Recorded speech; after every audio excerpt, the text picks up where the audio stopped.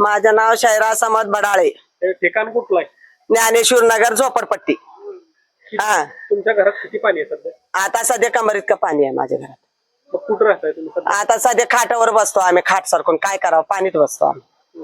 आता सध्या पाणीतच आहे आम्ही. जेवण कसं बनवलं? जेवण लोक कोण आणून दिलं खातो, नाही आणून दिलं बा कुठलं बी आणून खायचं. काय करायचं आता, पोटाला काय पोट ऐकतोय का?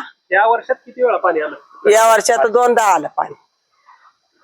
आणि सारखं पाणी आहे पावसाळ्यात, जर पावसाळ्यात पाणी आहे आमच्या. किती नुकसान झाले आतापर्यंत? आतापर्यंत नुकसानी लई झालंय आमच्या घरात. मग आता खायला अन्न वगैरे कसं काय? प्रशासनानं काय आणून दिलं? काय लोक आणून देते ती, काय नाही आणून देत, काय कुठलं बी आणायचं खायचं. आता पोटाला काय खायचं आम्ही. गेल्या वेळेला पाणी आलं तर किती आलं पाणी घरावर?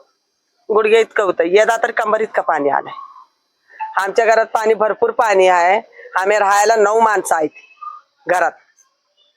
आता सध्या पाणीचं तरी लई आहे. आता खायला तरी अन्न नाही आमच्या घरात.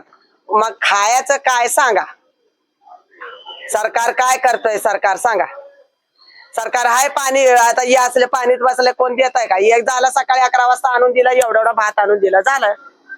त्याच्यावर दुसरं काय खायचं? कमायला तरी जायला येत नाही पावसा पाणीत.